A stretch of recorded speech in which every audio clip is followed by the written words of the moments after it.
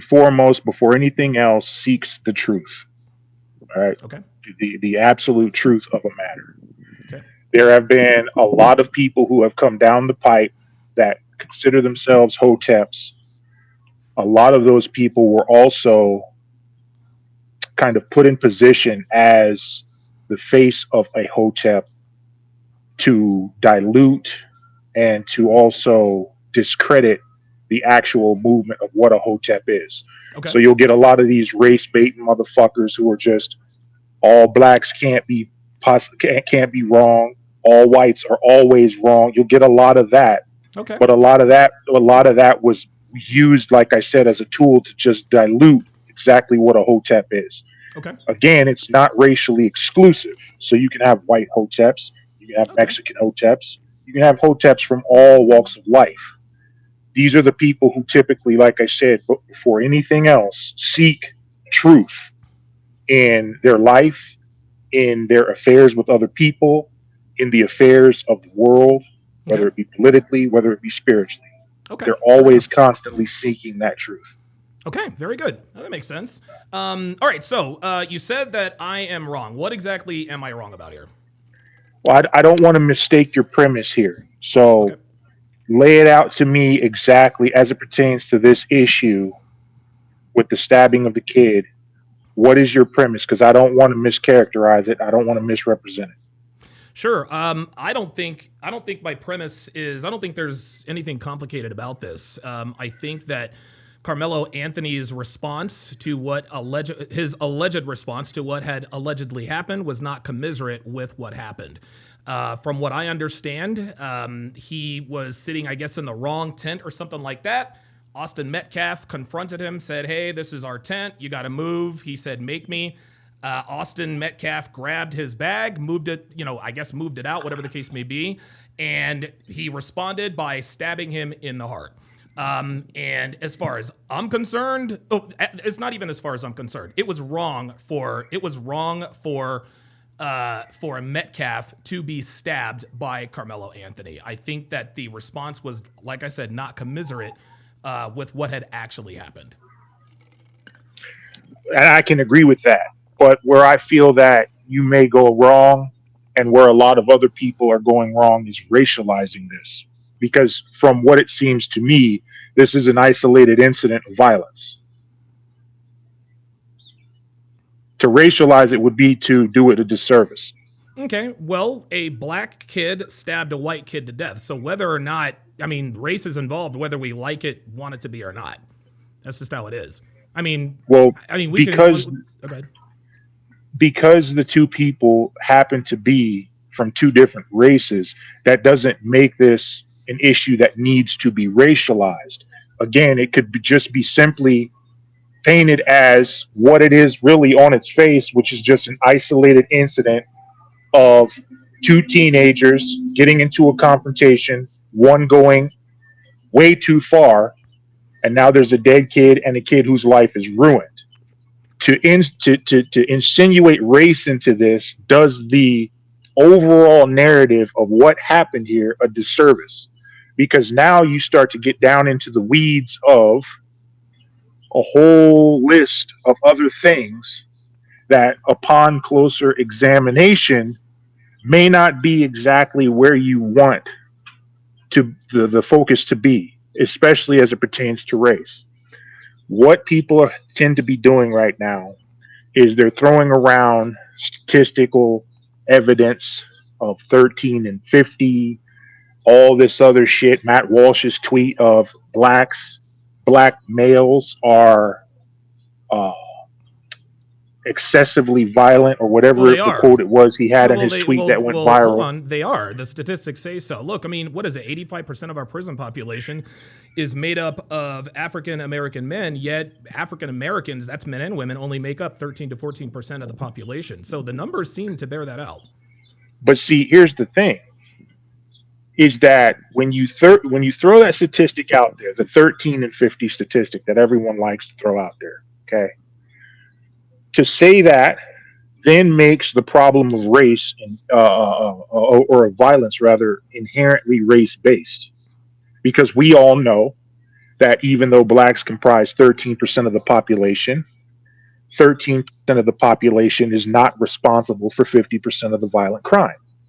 A small percentage of that 13% is. Okay. So now, if we start to enter into the realm of trying to make whether or not violence is racially based, then you have to open up that statistical analysis globally. And if we're going to do that, whites have shown that they have a much larger and more violent history and propensity to violence than any race on the planet. Yeah, we're not talking about the planet, Mr. Goldstein. I'm talking about America. But see, that's the thing. No, we live You in make it America. a race based conversation, It is then a you race based strip away conversation all because a nationalities and everything because race okay, is a global phenomenon. okay, race is a global phenomenon, but you just said that this was an isolated event in a country. The United States is Right, isolated. right. And Miss me with we the hold need to on, hold keep on, it hold there. on. Miss me, right? So, and you just said we need to keep it there. Yet you said listen, I don't know what the statistics are globally. You're probably right. You seem to be more you're more learned on this than I am. I'm talking about in America. I'm not going to go from micro to macro to win an argument. The bottom line is that young black men, percentage wise, are far more violent and commit far more violent crimes. And here's the thing, Hotep Goldstein, I fall into that category. I am a 4-time convicted felon of violent crimes with my fists. And listen, that is nobody's fault but my own. I'm not sitting here blaming my mom or my dad, whatever the case may be. I blame that on my lack of emotional control. And that lack of emotional control to me is directly tied to the rap culture.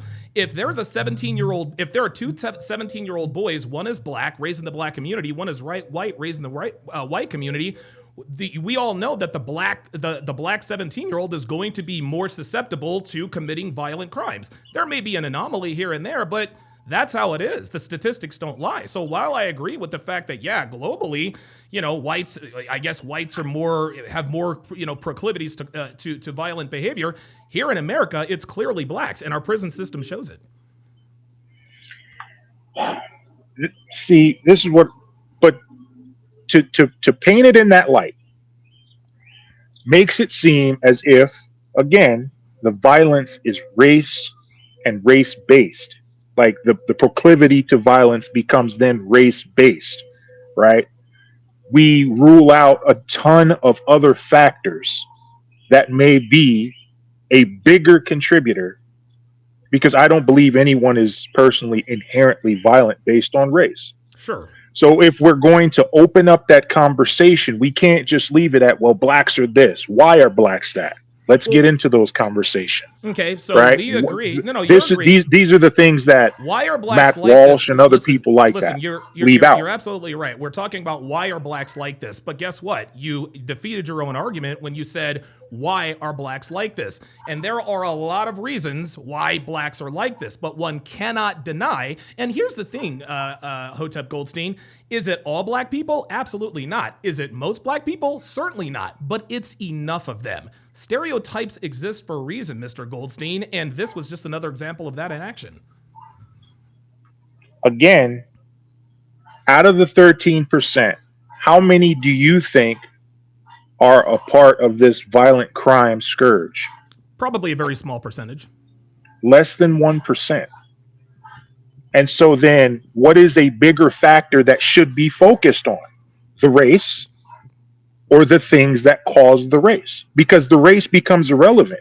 You can plug and play at that point. If the cause is not the race, then bringing up the race again pigeonholes the argument into they're racist because they're black.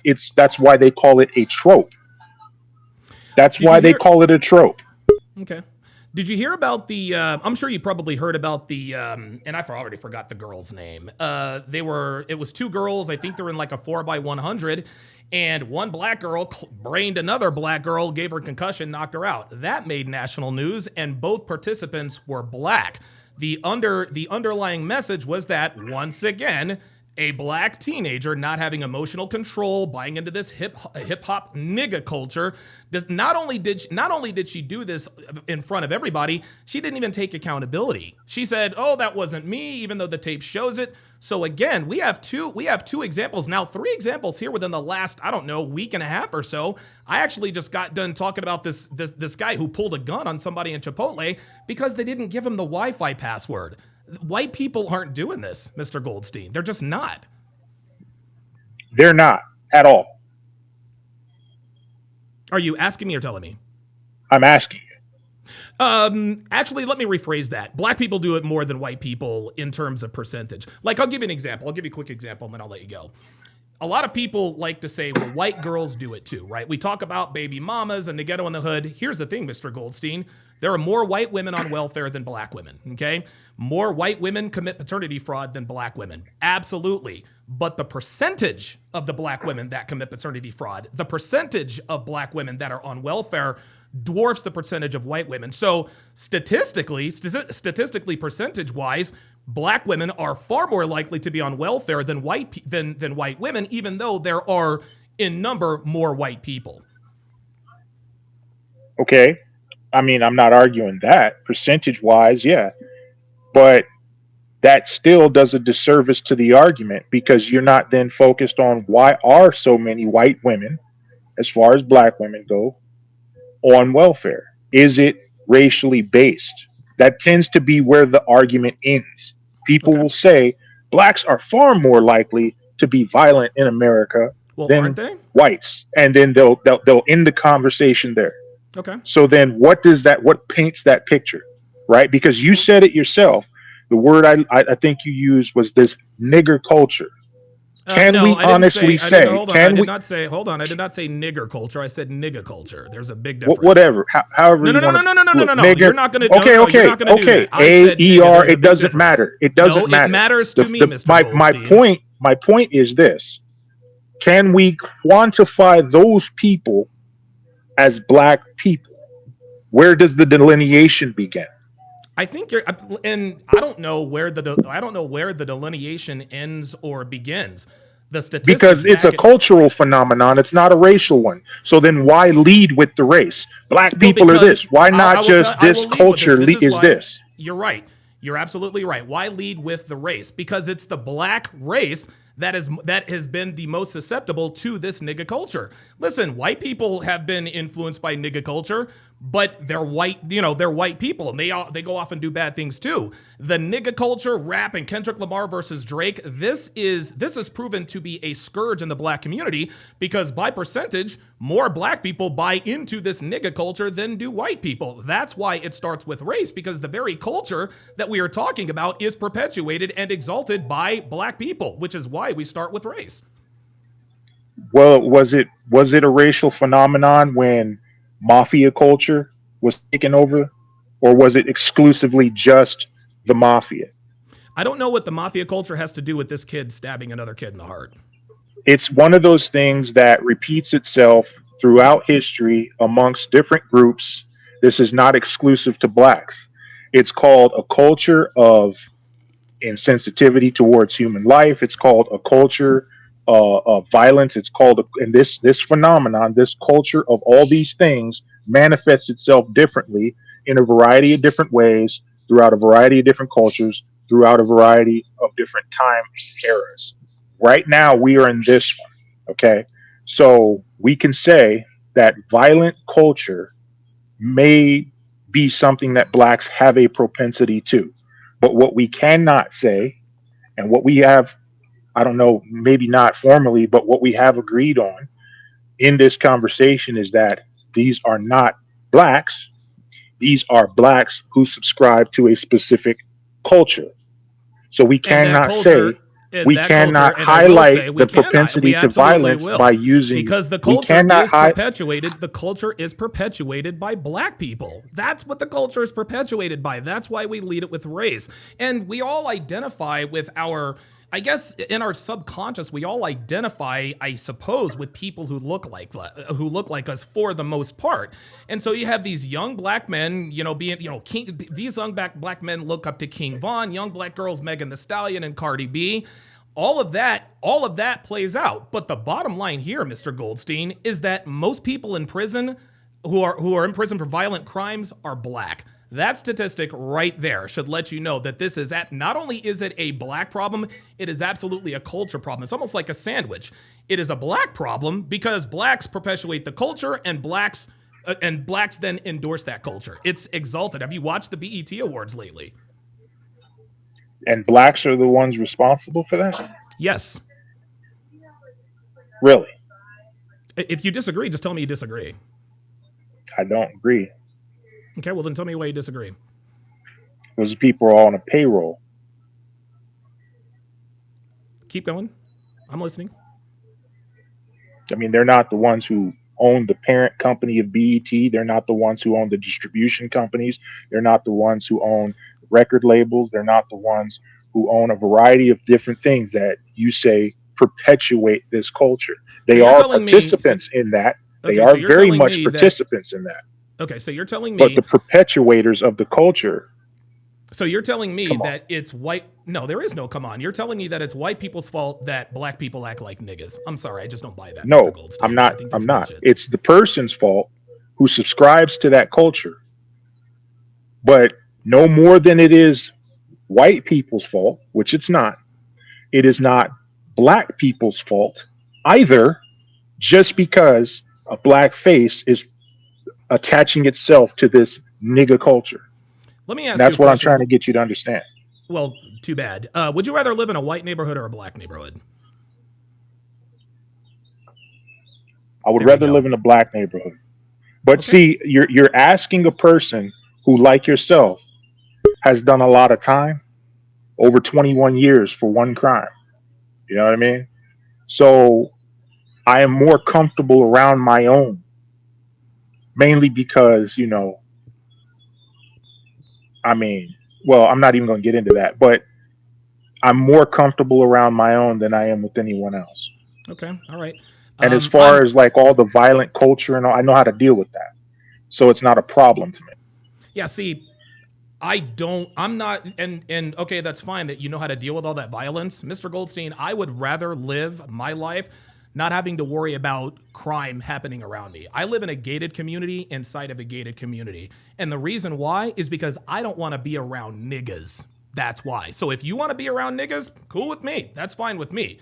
But as far as I'm concerned, I want to be in a neighborhood where I don't have to worry about someone possibly breaking into my house. I But live in a didn't you neighborhood, ask Mr. me? Didn't Goldstein. you ask me if I rather want to live in a black neighborhood and a white neighborhood? Yes. Wasn't that the question? Yes. Because I don't want to live around niggas either. But I don't want to live around that of any race because they all exist. I live in Arizona. There's a ton of white nigga neighborhoods out here, a ton of them. Right. Okay. I don't Okay. want to live with those people Okay. at all. Okay. Okay. Fair enough. So it's just one of them things where we got to nigga culture, black people, just like you can't assign pedophile culture to white people, even though they disproportionately are whatever. It's one of them things, bro. Well, But I gotta listen, go. I gotta go. agree to disagree, So man. Listen, let's agree to disagree on this one. And I appreciate you coming up. But a higher percentage of black people are violent. I'm sorry, dude. The statistics bear it out. We just had a nigga who pulled a gun on somebody because he couldn't get the Wi-Fi password. That's a problem. Nigga culture is a problem. And listen, if you'd rather live around your own and be able to deal with the violence, more power to you, my friend. But as far as I'm concerned, I'm not trying to be around that. I'll give you the last word. nah, you got it, bro. Okay, Nice appreciate it. talking to Appreciate you. you coming up. Gold Step. I almost called him Gold Step Hoteen. All right, let me jump back in here quickly. Now I've got I've got a couple of other people who want to come on. Let me remove this. All right, we've got Jamie Herring, Edward Cross, and Jay Blaze. Let me bring. Oh wow, I got somebody else coming up. All right, I'm gonna bring up. Let me bring up Jamie Herring. Jamie, can you hear me? Yes, sir. How you doing, Mr. Sharp? I'm doing good, man. How about yourself? I'm fine. I think I spoke to you last time. I did. I remember. How you doing, man? I'm fine. I wanted to have a conversation with the Goldstein guy, but I guess he just got off. Yeah. What were you gonna ask him?